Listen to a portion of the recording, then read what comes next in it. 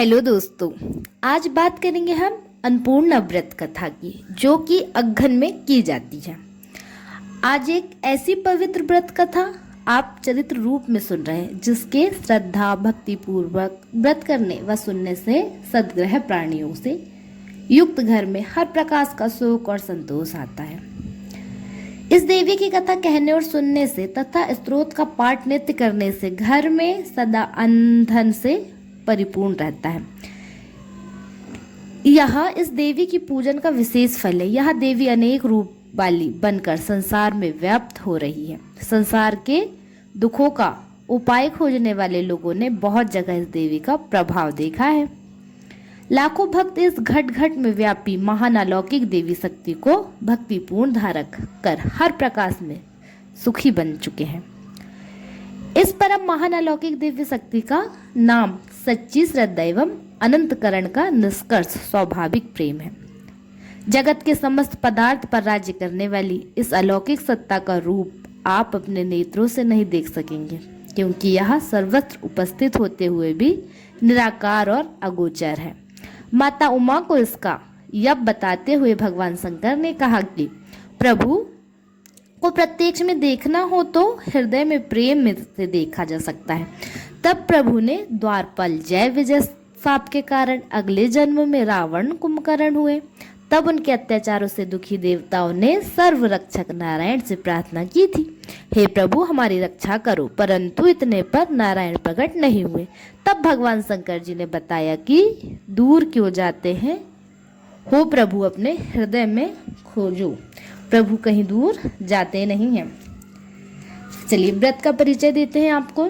संपूर्ण जगत शिव शक्ति का स्वरूप है। उसमें शिव विशेश्वरी है और उसकी शक्ति पार्वती है।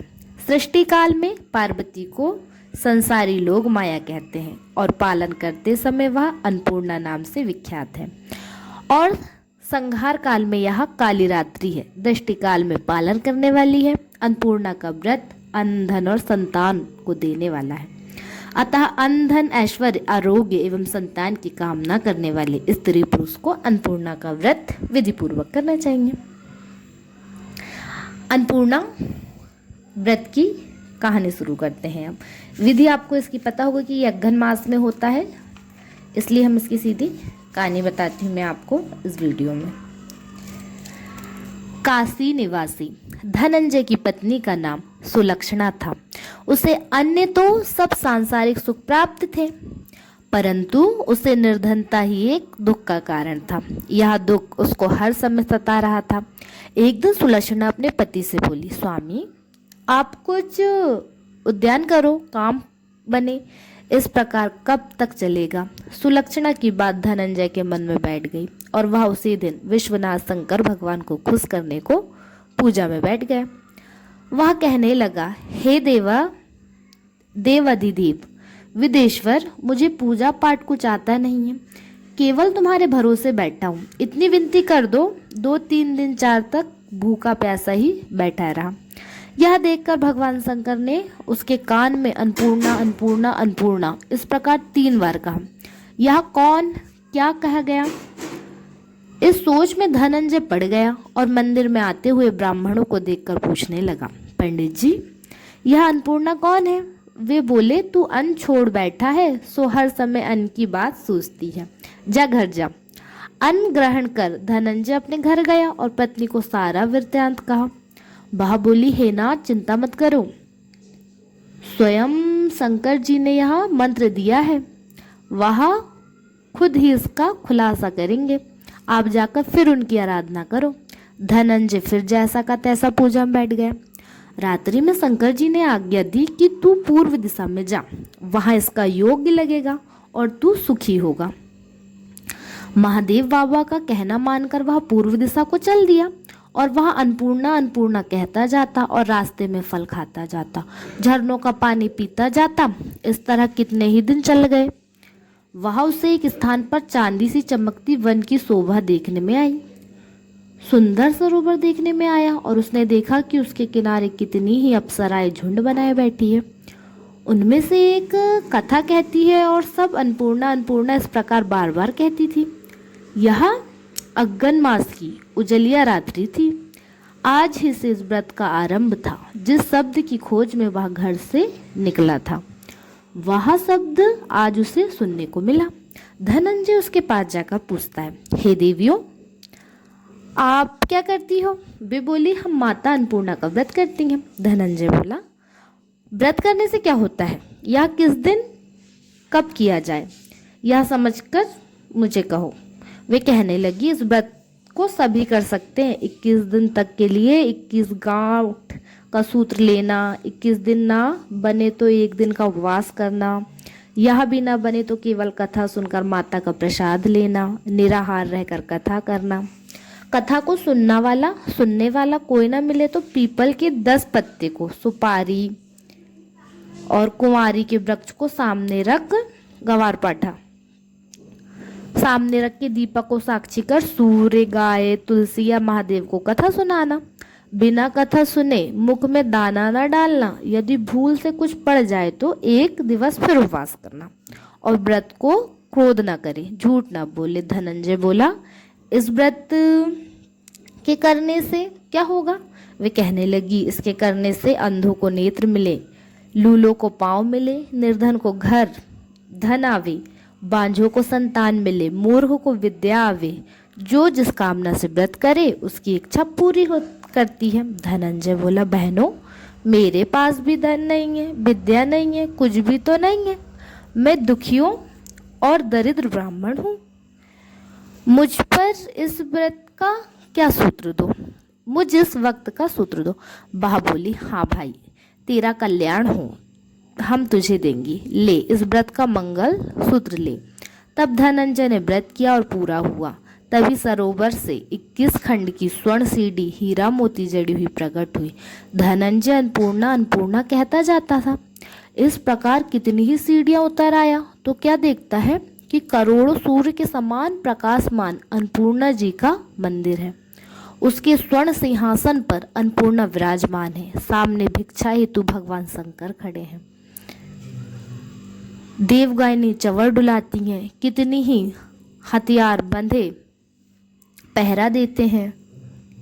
धनंजय दौड़कर माता के चरणों में गिर पड़ा। माता उसके मन का कलेश जान गई। धनंजय कहने लगा, माता, आप तो अंतर्यामी हो, आपको अपनी दशा क्या बताऊं? माता बोली, तूने मेरा व्रत किया है, अब संसार तेरा सत्कार करेगा।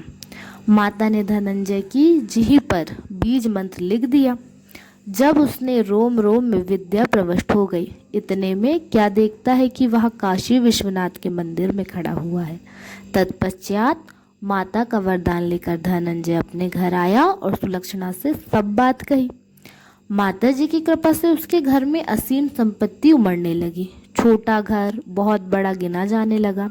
जैसे शहद के छत्ते में मक्खियां जमा होती है, उसी प्रकार अनेक सगे संबंधी आकर उसके बड़ाई करने लगे। वह कहने लगे कि इतना धन, इतना बड़ा सुंदर घर, लेकिन संतान नहीं हो तो इस कमाई का कौन भोग करेगा? सुलक्षणा की संतान नहीं है, इसलिए तुम दूसरा विवाह करो। अनिच्छा होते हुए भी धनंजय को दूसरा विवाह करना पड़ा। सती सुलक्षणा को सौत का दुख उठाना पड़ा। इस तरह दिन बीतते गए। फिर अग्गन मास आया और नए बंधन में बंधे पति से सुलक्षणा ने कहलवाया कि व्रत के प्रभाव से हम सुखी हुए। सुलक्षणा की बात सुनकर धनंजय उसके यहाँ आया और व्रत में बैठ गया। नई वधू को इस बात की खबर नहीं थी। वह धनंजय के आने की राह देख रही थी। दिन बीतते गए और व्रत पूरे होने में 3 दिवस रह गए कि नई पत्नी को खबर मिली। उसके मन में ईर्ष्या की ज्वाला दहक रही थी। वह सुलक्षणा के घर पहुंची और झगड़ा करके धनंजय को अपने घर साथ में ले आई और नए घर में आकर धनंजय को थोड़ी देर के लिए निंद्रा दवाई। उसी समय नई पत्नी ने उसके व्रत का सूत्र तोड़कर अग्नि में फेंक दिया। अब तो माता जी बड़ी क्रोधित हुई। घर में आकस्मत आग लग गई। सब कुछ जलकर खाक हो गया। सुलक्षणा जान गई और पति को फिर अपने घर ले गई। नई पत्नी रूठकर पिता के घर जा बैठी। पति को परमेश्वर मानने वाली सुलक्षणा बोली, हे नाथ, आप घबराना नहीं, माता जी की कला अलौकिक है।